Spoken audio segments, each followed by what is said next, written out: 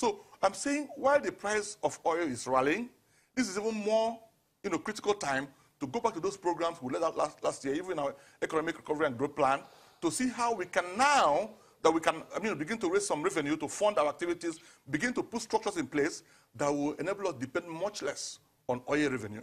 Now, what are those things that we can do? If there's time, I can mention a few things as reminders, because we know them. But we need to constantly remind our government that there must be actions we will take to do two things. There are two approaches, basically. One, to improve our sources of foreign exchange earnings, not depending on oil. How do we do that? And then, very importantly, how do we produce what we eat, what we consume, improve our consumption of local content, so that we need much less to import things into this country. Right, before we go into details of that, yes, we have talked a lot about diversification for so many years, and the government appears to have taken some structural steps. An instance is what perhaps we have seen in the agricultural, sector. Now, would you say that what we have seen so far in agricultural sector, we are finally on course towards, diversifying the economy? Yes and no. Yes, because some good activities are going on, and those activities are not coming from the people who should take direct responsibility for these activities. I should expect more activities from the Ministry of Agriculture and Ministry of Finance by way of fiscal policies. Much of what we see today is the singular effort of the Central Bank of Nigeria, who are custodians of the monetary policy of this economy. But they have gone way above that responsibility to see how they can drive agriculture using their anchor borrowing program. That's the much I can see happening now, both in Anambra, Jigawa, Niger State, Cross River, trying to see how they can, help small, farm holders, to, heighten their activities, earn more money, and be encouraged to go into, massive commercial production. So, coming from the Central Bank of Nigeria, using the anchor borrowing program, I will give thumbs up to them.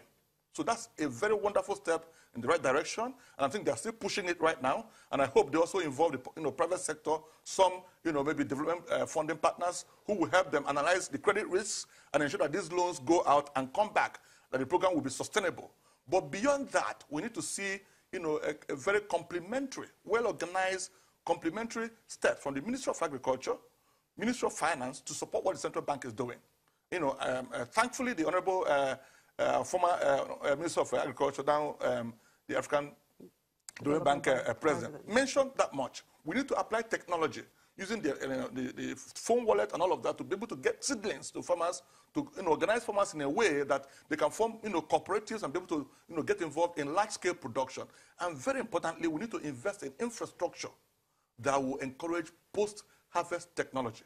We can't bring out cassava or cocoa and just export them raw like that. We need to, by harvesting and adding value, no matter how much value, we create labor. I mean, we create a lot of employment in this country, and we're able to maximize the earnings in our agricultural produce. So attention should be focused on how do we invest in the infrastructure, the capital investment required to move our agriculture from just mere subsistence level to a commercial level, because Nigeria has a reasonable competitive advantage in that area. That must be ramped up by the Minister of Finance in conjunction with the Minister of Agriculture, beyond the central bank's efforts. All right, aside from agriculture, so what other areas do you think can actually create jobs and help solve the issue of unemployment in the country? There are several things we can do, but number one is that to create sustainable or have a platform for sustainable job creation in any economy, we must not depend on government to do that. We are still making that same mistake, thinking that government efforts can create sustainable jobs in this economy. It cannot happen. In any economy where jobs are created in quantum, in millions, and people's lives are improved, and we're able to achieve, dignity of, human personality, freedom of choices, good quality living and happiness, we must be driven by conscious effort to drive entrepreneurship, to create an enabling environment where entrepreneurs and businesses can thrive. If government can provide an amount of jobs in a year, entrepreneurs, when they are properly encouraged, can triple and multiply that even into 10 times. How do you encourage entrepreneurship? Provide power. give them provide the energy. Energy drives everything. We must provide energy to drive businesses. The basic infrastructure. Yes, and then you must make business processes easier. Double taxation, even in the telecoms industry, people are complaining. Excessive taxation, unclear policies.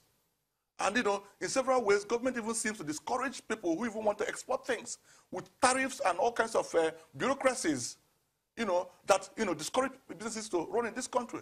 That must be dealt with. And very importantly, infrastructure.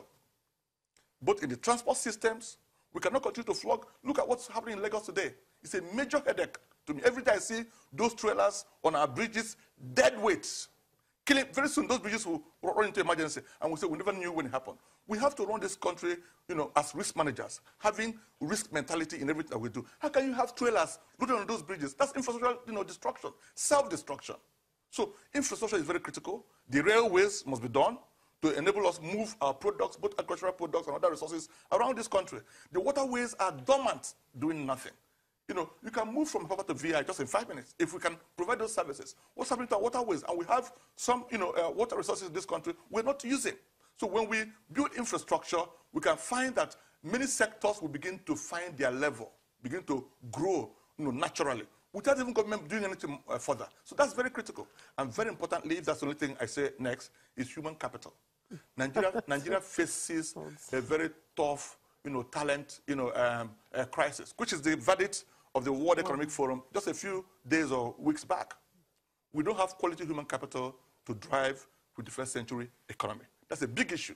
Maybe someday we can return on this studio and talk more elaborately on this. Without quality people who are empowered, people who have skills, who know how to move the businesses to the next level, we can't get anywhere. And that's a major bane of African development. All right, Mr. Udemeze, just before I let you go, a quick one. We have seen the president present the medium-term expenditure framework in preparation for the 2018 budget. For you, even though the details have not been made public, what do you expect to see?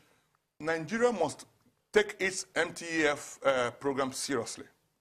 Thankfully, Her Excellency, the former Minister of Finance, Professor Dr. Gonjo Iweala, came up with that framework to see how we could pace up our capital expenditure budget to current expenditure budget to at least 40-60.